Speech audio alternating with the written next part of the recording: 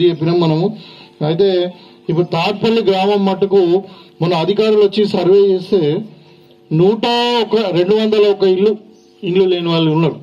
ఇల్లు లేని వాళ్ళు అంటే గుడిసెలు ఉండి, లేకుంటే కూలిపోయేటోళ్ళు, లేకుంటే ఇట్లా తాడ్పత్రి వేసుకొని, లేకుంటే రేకులు ఉన్నోళ్ళే తాడ్పల్లి ఒక గ్రామంలోనే 201 మంది ఉన్నారు. దాంట్లో 17 మందికేమో అసలు భూమి లేదు, ఇల్లు లేదు, భూమి లేదు. అయితే ఈ 200 మందికి మాత్రం నేను ఇలా మా తాడ్పల్లి గ్రామ నాయకులందరూ కూడా, అనిల్ కానీ, మళ్ళీ అరుణ్ కానీ, వీళ్ళందరూ కూడా చెప్తా ఉన్నా, బన్నాజీ కానీ, భజన్లాల్ అందరికీ, మీరు ఒక 2-3 రోజులలో మన ఈ ఏది ఇందిరమ్మ కమిటీలు ఉన్నాయి కదా, మీరు అందరు కూర్చొని ఎవరెవరైతే ఇమ్మీడియట్గా ఇండ్లు కట్టుకుంటారు, భూమి ఉంది ఇండ్లు కట్టుకుంటారు అందరు కూడా మీరు ముందుకు రండి. మీరు ఒక లిస్ట్ తయారు చేస్తాం, మీకు ఎంతమంది ఉంటే అంతమంది అందరు కూడా ఇండ్లు మేము ఇమ్మీడియట్గా శాంక్షన్ చేస్తాం. కట్టుకుంటేనే వస్తుంది, ఇల్లు లేదంటే రాదు, పైసలు కట్టుకుంటేనే వస్తాయి. అది కూడా మీకు పునాదుల లెవెల్లో లేచిన తర్వాత మీకు ₹1,00,000 వస్తాయి. ఇట్లా విడతల వరకు ఇస్తారు, ₹5,00,000 ఇస్తాం.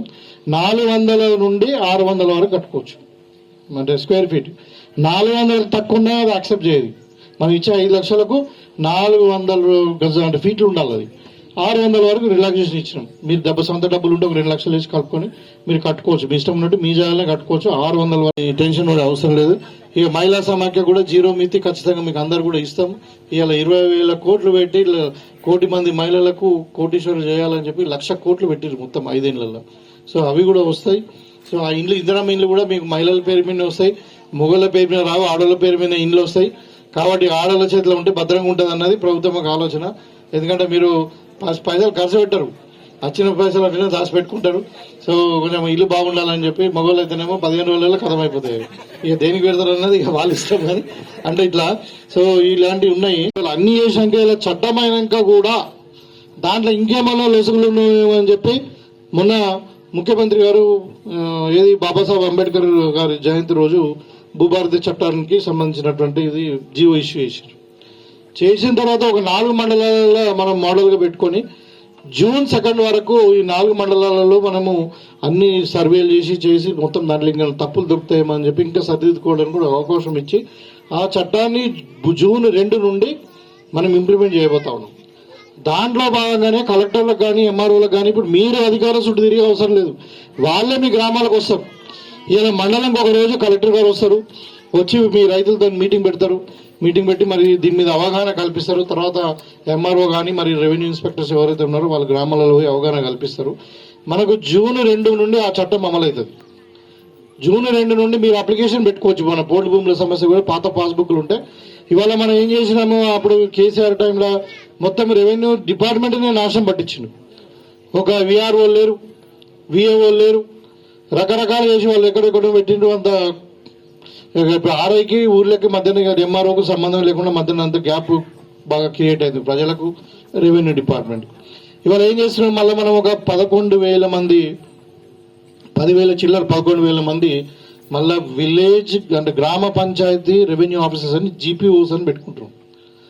వాళ్ళకు ఆ ఉన్నోళ్ళని పాత వాళ్ళని అవసరం ఉంటే కొంతమందిని వాళ్ళ క్వాలిఫికేషన్ ఉండి ఏజ్ ఉంటే వాళ్ళని రిక్రూట్ చేసుకుంటాం అంటే డిప్యూటేషన్. తర్వాత కొత్త వాళ్ళని కూడా మనం పెట్టుకొని ఇవాళ వాళ్ళకు ట్రైనింగ్ ఇచ్చి అవసరం ఉంటే 6,000 మంది సర్వేలను ఇవాళ మనం అపాయింట్ చేసుకుంటాం. 6,000 మంది సర్వేలను కూడా మనం అపాయింట్ చేసుకొని రాబోయే కాలంలో June 2 తర్వాత మీరు ఏదైతే గ్రీవెన్సెస్ అంటారు అంటే భూమికి సంబంధించిన ఫిర్యాదులు ఏది ఉన్నా మీరు అప్లై చేసుకోవచ్చు. అప్లై చేసుకున్న తర్వాత దాన్ని టైటిల్ ప్రాబ్లం ఉంది, టైటిల్ ప్రాబ్లం ఉంటే 30 రోజులు, సాదా బైనాం ఉంటే 90 రోజులు, ఇంకేదైనా డిస్ప్యూటెడ్ ల్యాండ్ ఉంటే 60 రోజులు, ఇట్లా టైం పెట్టి ఆ టైం బౌండ్ ప్రోగ్రాంలో దీన్ని ఫినిష్ చేయాలా, మంది దీన్ని సెటిల్ చేయాలని చెప్పి ఒక కార్యక్రమం తీసుకొని ప్రభుత్వం పెద్ద ఎత్తున June 2 నుండి August 15 వరకు ఈ భూభారతి చట్టాన్ని మనం డ్రైవ్ చేస్తూ ఉన్నాం. నాకు తెలిసి తాడ్పల్లిలో ఎవరికైతే పాత పట్ట బుక్కులు ఉన్నాయో వాళ్ళందరూ కూడా మళ్ళీ మేము కొత్త పట్ట పాస్బుక్లు ఇస్తాం భూభారతిలో. కానీ మళ్ళా పాత పాస్బుక్లు లేని వాళ్ళు ఎవరైనా చెట్లు కొట్టి మరి మన అడవి కొట్టి మరి అక్కడ కాస్ట్ చేస్తే మాత్రం మీకు పట్టాలు రావు సుమా. ఇంకా మీ మీద మళ్ళీ కేసులు అయితే అనవసరంగా ఫారెస్ట్ వాళ్ళు వచ్చి మళ్ళీ ట్రెంచ్ కొట్టేశారు, చెట్లు పెట్టేశారు. మీరు మళ్ళీ కేసులు పెట్టించుకొని మళ్ళీ సార్ ఈ మనోడే అంటే మాత్రం నేనైతే అంటే నేనేం చేయలేను, దయచేసి మీరు అర్థం చేసుకోండి. ఎందుకంటే ఫారెస్ట్ కూడా మనదే, మనకు ఫారెస్ట్ ఉంటేనే మనకు నీళ్లు, ఫారెస్ట్ ఉంటేనే మనకు వర్షము, మనము బతుకుతాం. కాబట్టి ఇవన్నీ కూడా అంటే అంతా మనదే కాబట్టి మనం దాన్ని కాపాడుకోవాల్సిన అవసరం ఉంది. అది భూభారతి గురించి కొంచెం చెప్దాం అనుకుని చెప్పినాను. ఇక తర్వాత ఇప్పుడు మీకు అందరు కూడా 100% ఎవరికైతే అర్హులు ఉన్నారో అందరు కూడా రేషన్ కార్డులు ఇస్తాం. పాత రేషన్ కార్డులు అన్నీ పోతాయి. ఇప్పుడు ఫ్యామిలీ డిజిటల్ కార్డు పేరు మీద మీకు ఒక కొత్త డిజిటల్ కార్డు వస్తుంది. మనం ఇప్పుడు 90 లక్షల కార్డులు ఏమో ఉన్నట్టు ఇంకా 40 లక్షల కార్డులు కూడా అడుగుతా ఉన్నారు కొత్తవి. వాళ్ళు 10 ఏళ్లలో ఏమి ఇయ్యలే. ఎన్నో కుటుంబాలు పెళ్లిళ్ళు అయినాయి. బిడ్డ కొడుకు అందరు కూడా వాళ్ళు వేరే విడిపోయి వేరే కుటుంబాలు ఉన్నాయి. వాళ్ళకి ఎవరు కూడా మరి రేషన్ కార్డులు లేవు. ఇప్పుడు వచ్చే రేషన్ డిజిటల్ కార్డు ఏంటంటే అన్నిటికీ పనిచేస్తుంది. ఫ్యామిలీ డిజిటల్ కార్డు అంటారు. మన టెలిఫోన్ చిప్ లాగా ఉంటుంది. అది దానికి ఐడెంటిఫికేషన్ ఉంటుంది, ఒక ఆధార్తో లింక్ ఉంటుంది. సో దాంట్లో ఏంటంటే మీకు ఏదైనా వాడొచ్చుగా, అంటే ఆర్టీసీ బస్సు ఉచిత కానుండి 200 యూనిట్ల కరెంటు కానీ, ఆ సిలిండర్ కానీ, ఇలా తెల్లరి రాబోయే ఇందిరమ్మ ఇండ్లు కానీ, ఇంకా ఏదైనా ఏ సంక్షేమ పథకమైనా దాని ద్వారా మీకు పనిచేస్తుంది. ఏమంటారు, డిజైన్ ఆయకట్టు లేదు కాబట్టి కొంచెం డబ్బులు ఇస్తారా లేదా అది అన్నారు. కానీ నేను ప్రయత్నం చేస్తా ఉన్నాను. మీకు మీ డబ్బులు మీకు ఇప్పించే ప్రయత్నం చేద్దామండి ఇరిగేషన్ డిపార్ట్మెంట్ నుండి. అంటే ఈ 2 చెరువులు. ఇక అది కాకుండా ముఖ్యంగా పోడు భూముల సమస్య కూడా మీకు చెప్పాలి. ఏంటంటే ఇప్పుడు మనకు గతంలో ధరణి అనే చట్టాన్ని 6 చట్టాన్ని తీసుకొచ్చాడు కేసీఆర్. దాంట్లో ఏంటంటే మీరు ఎక్కడ కూడా పోయే అవసరం లేదు, ఎంఆర్ఓతోనే అయిపోతుంది మొత్తం. మీరు ₹1 వరకు ఇచ్చే అవసరం లేదు, పోస్టులో మీకే ఇంటికి పాస్బుక్ వస్తుందని చెప్పారు. కానీ దాంట్లో 2-3 కాలంలో మర్చిపోయింది. ఏమేమి మర్చిపోయిందంటే ఇప్పుడు అనుభవదారు కాలం లేదు దాంట్లో. తర్వాత ఎట్లా తయారైందంటే ఇప్పుడు అది ఒక సర్వే నెంబర్లో 5 ఉన్నారు అనుకో, ఒక్కొక్క పేరు మీద ఎక్కింది. లేకుంటే 3 ఎకరాలు ఉంటే 2.5 ఎకరాలు ఎక్కింది, ½ ఎకర్ ఎక్కలే. దాంట్లో మార్పులు చేర్పులు చేయడానికి ఛాన్స్ లేదు. ఇలా సాదా బైనామా వేసుకున్నారు. అప్పుడు పెద్ద మనుషుల దగ్గర రాసుకున్నారు, ఏదో కారణంతో రిజిస్ట్రేషన్ కాలే. ఇప్పుడు అది చేయాలంటే అవుతలేదు. వాళ్ళ పాత వాళ్ళ మీద రిజిస్ట్రేషన్ అయింది. అది ధరణి మీద అంటే పాస్బుక్లు వాళ్ళకి పోయినాయి. వాడేమో పాతోడు అమ్మినోడు నా భూమి అంటున్నాడు, ఈ కొన్నాడేమో కబ్జాలు ఉన్నాడు. మరి ఎట్లా అంటే మళ్ళీ దానికి పద్ధతి లేదు, ఇప్పుడు అది లేదు. సో ఇలా ధరణి అనే దాని మీద మేరు ఎన్నికల్లో కూడా మా ముఖ్యమంత్రి గారు రేవంత్ రెడ్డి గారు చెప్పారు, దీన్ని తీసుకుపోయి బంగాళాఖాతం కలుపుతాం. మరి అదొక చండాలమైన అది చట్టం, అది దాన్ని తీసుకొని పోయి మేము తీసేస్తామని అంటే ఆ రోజు కేసీఆర్ ఊరు తిరిగిడు, ధరణిని బంగాళాఖాతం కలుపుతారంట, అంత మంచి చట్టం, కాంగ్రెస్ బంగాళాఖాతంలో కలపమని చెప్పారు. ఏమైంది? ఇలా ధరణి కాదు కదా, కేసీఆర్నే బంగాళాఖాతంలో కలిపారు. ఇవాళ ధరణి వల్ల ప్రతి ఒక్క కుటుంబము ఎఫెక్ట్ అయింది. నేను మన సిరికొండ మండలంలోనే ఒక కొండూరు గ్రామంలోనే అప్పుడు ఎమ్మెల్సీని తట్టుకోలేక నేను మాట్లాడినా. కొండూరు గ్రామం ఒక్క గ్రామంలో 5 కోట్ల అవినీతి జరిగిందని బహిరంగంగా నేను చెప్పినాను. తండ్రి మీద భూమి కొడుకు మీద మార్చాలని అంటే పైసలు ఎకరానికి ఇంత అని. ఊరికి 2 ఏజెంట్లను పెట్టుకున్నారు. అప్పుడు ఈ మహాత్మాడు లాస్ట్ టైం ఎమ్మెల్యే ఉండే కదా, ఓడిపోయిండు. ఊరికి 2 ఏజెంట్లను పెట్టుకొని వాళ్ళ ఏజెంట్ల ద్వారా ఎంఆర్ఓలను పెట్టుకొని ఈ తతంగం ఎకరానికి ఇంత వసూలు చేసారు. ఆ విధంగా ఉండి మొత్తం ప్రజలను ఇబ్బంది పెడితే ఇలా మనం ఇందిరాగాంధీ టైంలో, రాజశేఖర రెడ్డి గారి టైంలో ఇచ్చినటువంటి పోడు భూములు కానీ, అదే దేవాదాయ భూములు అనుకోండి, అసైన్ భూములు అనుకోండి, ఇంకా ఏదైనా ఇప్పుడు వక్స్ భూములు అనుకోండి, అవన్నీ కూడా పార్ట్ బిలో పెట్టారు. పార్ట్ బి అంటే డిస్ప్యూటెడ్ ల్యాండ్స్ కింద.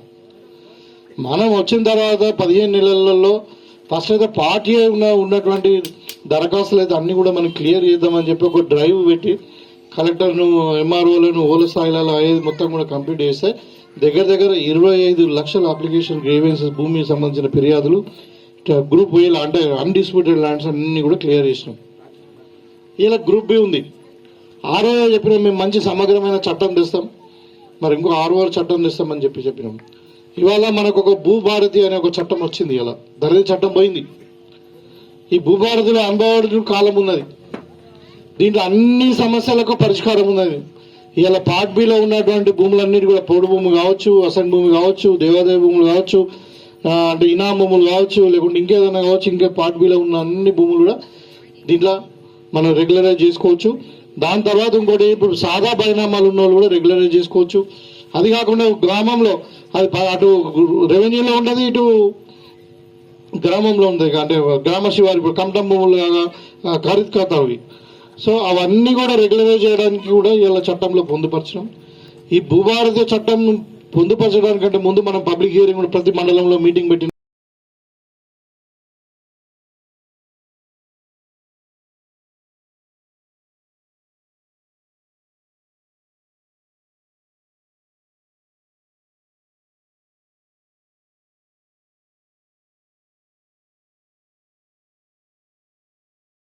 గత ఎన్నో రోజుల నుండి ఎలక్ట్రిసిటీ ప్రాబ్లం, కరెంట్ ప్రాబ్లం ఉందని చెప్పి చెప్పిండ్రు. దానికి మరి నేను ఒకటే అడిగిన, మొదలు మీరు ఎవరన్నా మీ ఊరు నుండి ల్యాండ్ కొనియండి, అప్పుడు మరి మనము ప్రపోజల్ పెడదామని చెప్పినప్పుడు వాళ్ళకు దాత దొరికిండు. మరి తననే ల్యాండ్ ఇస్తా అన్నాడు ఊరి మీకు అని చెప్తా ఉన్నారు. తనని ఇలా ఫస్ట్ మొదలు సన్మానించుకున్నాక మన కార్యక్రమం స్టార్ట్ చేద్దాం. ఎలక్ట్రిసిటీ డిపార్ట్మెంట్ కు డొనేట్ చేసిండు ఆయన, ఈ ఊరు కొరకు కరెంట్ రావాలని చెప్పి. వారికి ప్రత్యేకంగా అభినందిస్తూ, మరి అలా తాట్పల్లి గ్రామంలో 2,50,50,000 రూపాయలు సబ్ స్టేషన్, సీసీ రోడ్స్ ఒక 5 లక్షల రూపాయలు, మిగతా డ్రింకింగ్ వాటర్ కొరకు మొత్తం మీద 2,65,00,000 రూపాయలతోని అభివృద్ధి కార్యక్రమాలను ఈ గ్రామంలో చేసుకోవడం జరిగింది ఈ 15 నెలల్లోనే. అయితే ఇంకా కొన్ని సమస్యలు చెప్పారు. వాస్తవమే, ఇప్పుడు నేను వచ్చేటప్పుడు కూడా చూశాను, రోడ్డు ఒక 2 కిలోమీటర్లు చాలా ఘోరంగా ఉంది. అయితే దానికి కూడా నేను చెప్తా, ఇప్పుడు అది ఆర్ఎన్బి రోడ్డు, మరి వెమ్లవాడ నుండి నిజామాబాద్ వరకు పెద్ద రోడ్ అది. మరి దాన్ని శాంక్షన్ అయిన తర్వాత గతంలో ప్రభుత్వంలో దాన్ని నిర్మించడానికి 10 సంవత్సరాలు పట్టింది. ఒకసారేమో కాంట్రాక్టర్ వారిపోయిండు, 3 కాంట్రాక్టర్ వారిపోయింది, 4వ కాంట్రాక్టరు ఏదో మళ్ళా ఈ ఫారెస్ట్ క్లియరెన్స్ అని ఏదో ఆగి మొత్తం మీద 9-10 సంవత్సరాలుగా రోడ్ అయింది. అయితే మీకు తెలిసి ఇప్పుడు రోడ్ ధరలు పెరుగుతూ ఉంటాయి రోజు రోజుకు. పోయిన సంవత్సరం ధరలు ఇయర్ ఉండేవి. 10 సంవత్సరాల కింద శాంక్షన్ అయిన రోడ్డు కాకపోయేసరికి ఏమైంది, ఆ వచ్చిన ఫండ్ అనేది దానికే సరిపోయింది, ఇంకా 2 కిలోమీటర్లు తక్కువ పడ్డది. ఇలా 2 కోట్ల రూపాయలు ఎస్టిమేషన్ వేయించినాం మళ్ళీ అది కొత్తగా ఇప్పుడు దానికి అంటే మళ్ళీ ఆ లింక్ రోడ్డును పెట్టడానికి. అది కూడా మనకు త్వరలోనే శాంక్షన్ అవుతుంది, తప్పకుండా దాని టెండర్ పిలిచి దాన్ని కూడా కంప్లీట్ చేస్తాం. అదేవిధంగా చెరువు, వీళ్ళకి పాపం నిజంగానే సాగునీరు లేదు.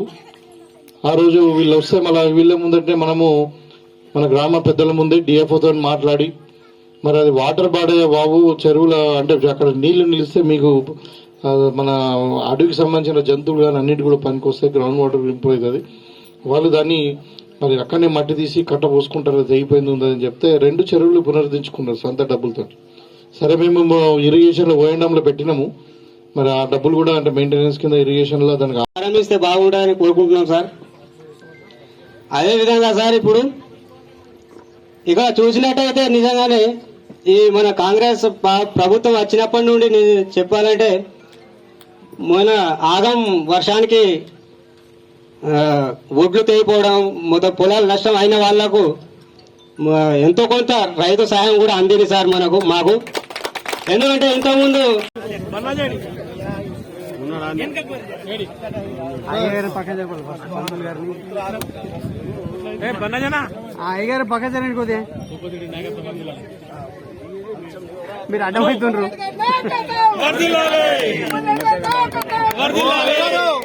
సైడ్ ఉండండి. కాంగ్రెస్ పార్టీ, కాంగ్రెస్ పార్టీ, రేవంత్ అన్న నాయకత్వం, రేవంత్ అన్న నాయకత్వం.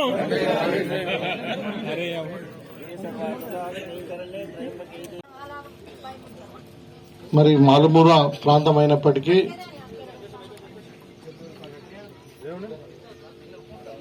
ఇప్పుడు ఒక తెలుగులో ఒక సామెత ఉండే, వడ్డించేవాడు మనవాడు ఉంటే ఎక్కడ కూర్చున్నా లడ్డు వస్తుంది. అంటే తాట్పల్లి గ్రామము చిట్ట చివరి గ్రామం మన కాన్స్టిట్యున్సీకి. అయినా కానీ మీరు చూపించినటువంటి అభిమానము, మీరు చూపించినటువంటి ప్రేమను, మరి తాటిపల్లి ఆంజనేయ స్వామి యొక్క దయతోని నేను ఎమ్మెల్యేగా గెలిచిన తర్వాత ఈ గ్రామాన్ని ప్రత్యేకంగా మనము శ్రద్ధ తీసుకుని దీన్ని అభివృద్ధి పరుస్తామనే ఆలోచనతో ఈ 15 నెలల్లో నేను 3వసారి ఇక్కడ రావడం. సో మీ అందరినీ కలుసుకోవడం చాలా ఆనందంగా ఉంది. ముఖ్యంగా నాతో పాటు వచ్చినటువంటి కాంగ్రెస్ పెద్దలు, మరి మన బాకారం రవి మండల పార్టీ అధ్యక్షుడు, పెద్దలు ఎర్రన్న గారు, భాస్కర్ రెడ్డి గారు, సంతోష్ గారు, అదేవిధంగా నరేష్ గారు, గంగా